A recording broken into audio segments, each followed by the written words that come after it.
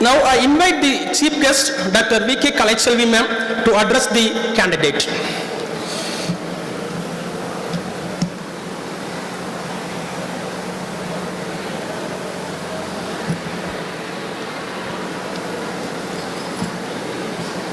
அனைவருக்கும் இனிய காலை வணக்கம். இந்த 19வது பட்டமளிப்பு விழாவிற்கு பட்டமேற்க வந்திருக்கக்கூடிய அனைத்து மாணவ கண்மணிகளுக்கும், இந்த நிறுவனத்தினுடைய தலைவர், செயலாளர், ஆசிரியர் பெருமக்கள், ஆசிரியர்களா பெருமக்கள் அனைவருக்கும் என்னுடைய இனிய காலை வணக்கத்தை உரித்தாக்குகிறேன். வெள்ளத்தணையது மலர் நீட்டம், மாந்தர்தம் உள்ளத்து அணையது உயர்வு என்று சொன்னான் ஐயன் வள்ளுவன். அவர் வாக்குக்கு ஏற்ப இந்த பகுதியிலே ஒரு 23-24 ஆண்டுகளுக்கு முன்பு கிராமப்புறத்தில் இருக்கக்கூடிய குழந்தைகளும் நகரப்புறத்தில் இருக்கக்கூடிய குழந்தைகளுக்கு இணையாக கல்வி பயில வேண்டும் என்பதற்காக இந்த கல்வி நிறுவனத்தை துவக்கி இதை சீரும் சிறப்புமாக நடத்தி வந்து கொண்டிருக்கக்கூடிய இக்கல்லூரியினுடைய தலைவர் அவர்களுக்கு என்னுடைய வாழ்த்துக்களையும் பணிவான வணக்கத்தையும் தெரிவித்துக் கொள்கிறேன். ஏனென்றால் இன்றைக்கு தமிழக அரசு தமிழகம் முழுவதும் உள்ள எல்லா பகுதிகளிலும் உள்ள குழந்தைகள் பள்ளிக்கு செல்ல வேண்டும், பள்ளி படிப்பை முடித்த பிறகு கல்லூரிக்கு செல்ல வேண்டும் என்பதற்காக பல்வேறு நலத்திட்டங்களை அறிவித்து மிகச்சிறப்பாக செயல்படுத்தி கொண்டு வருகிறார்கள். எந்த குழந்தையும் வறுமையின் காரணமாக இடையிலே நின்றுவிடக் கூடாது என்பதற்காக தமிழ் புதல்வன் திட்டம், புதுமை பெண் திட்டம், இந்த 2 திட்டங்களிலும் மாதம் 1000 ரூபாய் பெற்று பெற்றோர்களுக்கு நிதிச்சுமை இல்லாது அக்குழந்தைகள் படித்து முடித்துவிட்டு வெளியே செல்கிற பொழுது 100% வேலை வாய்ப்போடு செல்ல வேண்டும் என்பதற்காக நான் முதல்வன் திட்டம். அந்த நான் முதல்வன் திட்டத்திலுமே மாணவ மாணவிகள் வெளியே இருக்கக்கூடிய தனியார் நிறுவனங்களில் சென்று படித்தால் பல லட்சம் ரூபாய் செலவாகும். அதை மிச்சப்படுத்தும் வகையில் பல்வேறு உலகளாவிய நிறுவனங்களோடு புரிந்துணர்வு ஒப்பந்தம் செய்து நான் முதல்வன் திட்டத்தையும் நம்முடைய தமிழக அரசு மிகச் சிறப்பாக செய்து வருகிறது.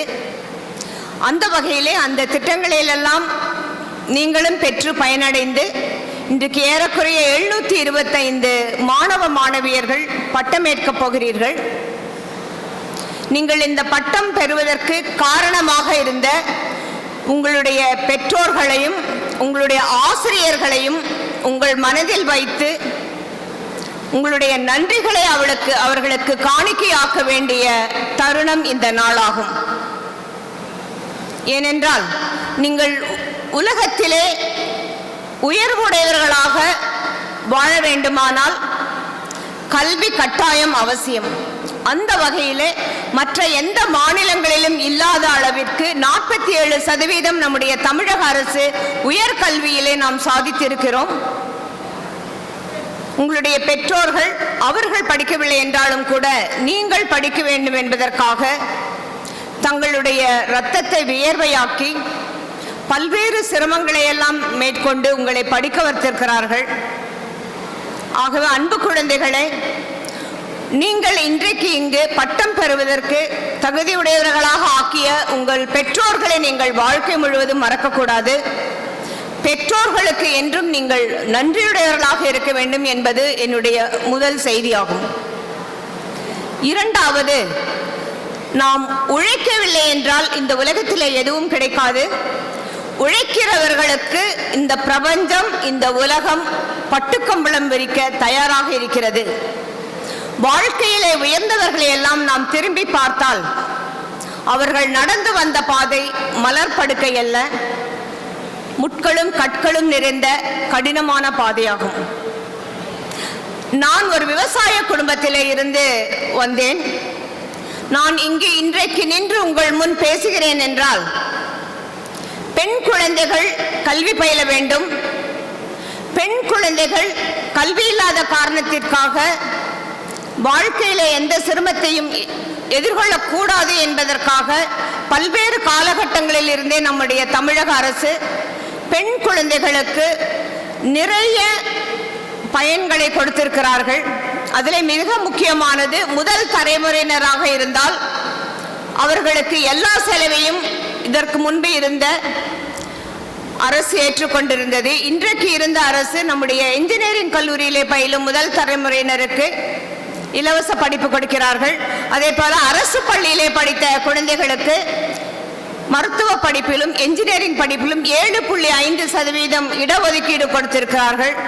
ஆக இன்றைக்கு அரசினுடைய முக்கியமான நோக்கம் 100% உயர்கல்வியிலே அனைத்து குழந்தைகளும் பயில வேண்டும் என்பதாகும். அந்த வகையிலே ஒரு விவசாய குடும்பத்திலே பிறந்த நான் என்னுடைய தந்தையாரினுடைய ஊக்குவிப்பாலும் முயற்சியாலும் என்னுடைய வாழ்க்கையின் ஒவ்வொரு காலகட்டத்திலும் இந்த கல்வி என்கின்ற ஆயுதத்தை என் கையில் வைத்துதான் நான் உயர்ந்திருந்திருக்கிறேன். பள்ளியிலே படிக்கிற பொழுது படிப்பை தவிர எங்களுக்கு வேறு எந்த டைவர்ஷன் கவனச்சிதறல்கள் கிடையாது.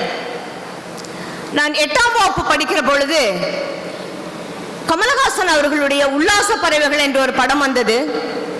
அந்த படம் முழுக்க முழுக்க ஜெர்மனியிலும் பிரான்சிலும் படமாக்கினார்கள். நாங்கள் படிக்கிற காலத்தில் நீங்கள் வைத்திருக்கிற செல்போன் அல்லது இன்டர்நெட் வேறு எந்த டிஜிட்டல் மீடியாக்களும் கிடையாது. எங்களுக்கு இருந்த ஒரே பொழுதுபோக்கு பாடப்புத்தகங்களை படிப்பது, இல்லை என்றால் அன்றைக்கெல்லாம் திரைப்படங்கள் பார்ப்பது என்பது ரொம்ப கடினம். அந்த காலகட்டத்தில் அந்த படம் பார்த்த பொழுது அந்த ஜெர்மனும் பிரான்ஸும் நம்முடைய குளோப்ல தான் எங்க இருக்குன்னு பார்க்க முடியும். அந்த காலகட்டத்தில் 1979 நான் நினைச்சேன், என்றைக்காவது ஒரு நாள் வாழ்க்கையில இந்த பிரான்ஸ்ல இருக்கிற ஈஃபில் டவர்ல போய் நிக்கணும்னு நினைச்சேன். ஒரு சின்ன விதையை நான் என்னுடைய மனசுல விதைச்சேன். நம்முடைய முன்னாள் குடியரசுத் தலைவர் அவர்கள் சொல்லுவார்கள், கனவு என்பது உறக்கத்தில் வருவதல்ல, உன்னை உறங்க விடாமல் செய்வது. அந்த மாதிரி ஒரு கனவை நான் என் மனசுல விதைச்சேன். அதே மாதிரி 12ஆம் வகுப்பு படிக்கிற பொழுது என்னுடைய ஊர்ல இருந்த ஒரு டாக்டருடைய மனைவி முத 1980 கார் ஓட்டிட்டு போனாங்க. எங்க ஊர்ல இருந்த எல்லாரும் அதை வேடிக்கை பார்த்தாங்க. இன்றைக்கு எல்லாரும் ஓட்டுறாங்க, அது வேற விஷயம். நான் 12ஆம் வகுப்பு முடித்து விட்டு தேர்வு முடிவுக்கு காத்திருந்த பொழுது என்னுடைய தந்தையாருக்கு ஒரு விபத்து ஏற்பட்டு விட்டது. அந்த விபத்து சமயத்தில் பார்த்தீங்கன்னா கோயம்புத்தூர்ல ஒரே ஒரு கவர்மெண்ட் ஹாஸ்பிட்டல். அப்போதுதான் கேஜி வருது. என்னுடைய தந்தையார் விபத்தில் இருந்து அதிர்ஷ்டவசமா உயிர் பழைச்சிட்டாரு. அப்ப அவர் என்கிட்ட சொன்னாரு, நான் படித்த அந்த காலத்துல 16 வயதிலேயே திருமணம் செஞ்சிருவாங்க. அப்ப என்னுடைய தந்தையார் சொன்னாரு, என்ன பணம் நகை போட்டு கல்யாணம் பண்ணி கொடுத்தாலும் பொன் குழந்தைங்களுக்கு அண்ணன் தம்பி கூட வர மாட்டாங்க, அப்பா அம்மா வாழ்க்கை பூரா பார்க்க முடியாது. இப்ப என்றைக்கு நீ உன்னுடைய காலில் நிக்கிறையோ, அந்த தகுதி உனக்கு என்றைக்கு வருதோ அன்றைக்கு தான் திருமண ஆசை வரணும்னு சொன்னார். இது நான் என்னுடைய படிக்கிற காலம் முழுவதும் என்னுடைய மனசுல நான் பதிச்சு வச்சிருந்தேன். 12ஆம் வகுப்பு முடித்த பிறகு நான் பிஎஸ்சி கெமிஸ்ட்ரி படித்தேன். நான் பிஎஸ்சி கெமிஸ்ட்ரி முடிக்கிற பொழுதுதான் நம்முடைய இந்திய அரசாங்கம் நம்முடைய ஐஏஎஸ் ஐபிஎஸ் தேர்வுகளை தமிழில் எழுதலான்னு கொண்டு வந்தாங்க. அப்போ நான் கிராஸ் மேஜர், நான் எம்ஏ தமிழ் ஜாயின் பண்ணேன். பாண்டிச்சேரி யூனிவர்சிட்டியில் என்ட்ரன்ஸ் எக்ஸாமினேஷன் எழுதி எம்ஏ ஜாயின் பண்ணேன். எம்ஏல யூனிவர்சிட்டி 2nd ரேங்க். இன்றைக்கு நீங்கள் நினைக்கிற மாதிரி போக்குவரத்து வசதிகள் எல்லாம் அந்த காலகட்டத்தில் இல்லை. நான் தாராபுரம் என்னோட ஊர். தாராபுரத்துலேருந்து காலையில் 6 மணிக்கு கிளம்புனா ராத்திரி 6 மணிக்கு தான் பாண்டிச்சேரி போய் சேர முடியும். 4 பஸ் மாற்றி போகணும். அவ்வளோ சிரமப்பட்டு நான் போய் படித்தேன். இதே மாதிரியான ஒரு கிராஜுவேஷன் டேல பாண்டிச்சேரி பல்கலைக்கழகத்தில் நான் பட்டம் வாங்குற பொழுது என்னுடைய தந்தையார், நான் பல்கலைக்கழகத்தில் 2வது ரேங்க் வாங்கினேன். என்னுடைய தந்தையார் 5ஆம் வகுப்பு தான் படிச்சிருந்தாரு. நான் பட்டம் வாங்குற பொழுது என்னுடைய தந்தையார் கண்ணீர் விட்டார். ஏன்னா அவரோட சேர்ந்த மற்ற யாராலும் குழந்தைகளை ஒரு போஸ்ட் கிராஜுவேஷன் படிக்க வைக்க முடியல.